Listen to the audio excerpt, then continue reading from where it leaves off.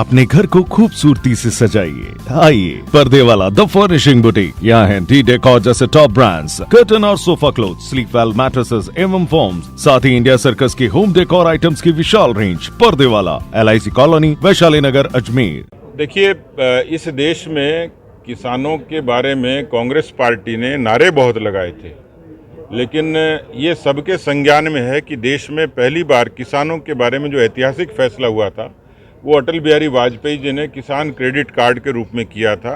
आज भारत का किसान अपनी छोटी ज़रूरतों को उस KCC से पूरा करता है। दूसरा पक्ष है कि यहाँ पर हर चीज़ का बीमा होता था, बकरी का बीमा, मोटर का बीमा, मकान का बीमा, दुकान का बीमा, वाहन का बीमा, लेकिन किसान की जीती जागती फसल का बीमा नहीं होता था।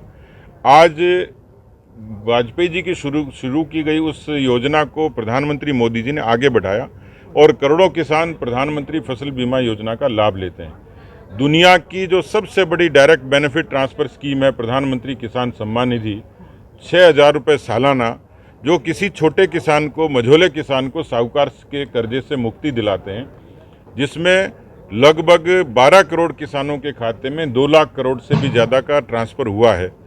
ऐसी तमाम नीतियां और योजनाएं थी, सॉयल हेल्थ कार्ड से लेकर तमाम योजनाएं थी। राजस्थान के किसानों के साथ कांग्रेस पार्टी ने 2018 में वादा खिलाफी की, जन घोषणा पत्र में कहा कि हम आएंगे तो कर्जा माफ़ करेंगे। श्रीमान राहुल गांधी जी ने अवतार लेते हुए कहा कि 10 दिन में कर्जा माफ़ कर दूंगा। जैसे तेजाब फिल्म में माधुरी दीक्षित ने 1 2 3 4 गाना गाया, वैसे राहुल गांधी ने 10 तक गिनती गिनाई, 1 2 3 4 5 6 7 8 9 10 गिनूंगा और गिनती करूंगा और कर्जा माफ़ हो जाएगा।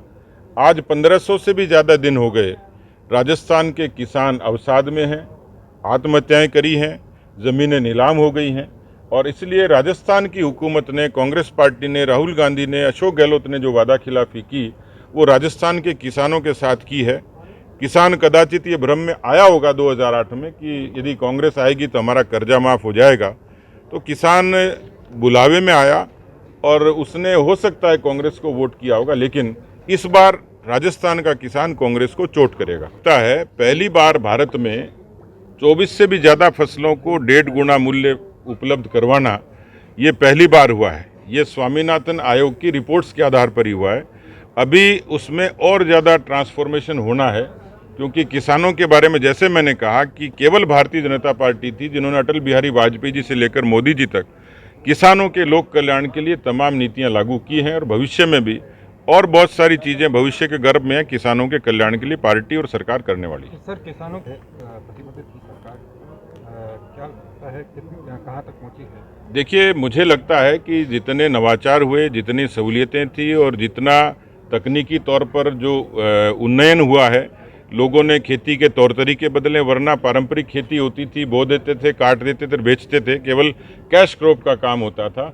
आज राजस्थान का किसान कहीं खजूर उगाता है, कहीं अनार उगाता है, कहीं केसर उगाता है। तो पूरे देश भर में किसानों को जो इनोवेशन है उस पर जाना। दूसरा, पार्टी के पशुपालन और जो सरकार ने पशुपालन, डेयरी, इन सेक्टर्स को मजबूत करने के लिए मोदी जी की सरकार ने काम किया है। मुझे लगता है कि एक समग्रता के साथ में बजट, खेती का बजट 21,000 करोड़ का होता था, आज 2 लाख करोड़ का भी बजट है। यानी सरकार की प्रतिबद्धता समझ सकते हैं कि उन्होंने खेती के रिफॉर्म के लिए सरकार ने बड़ा काम किया।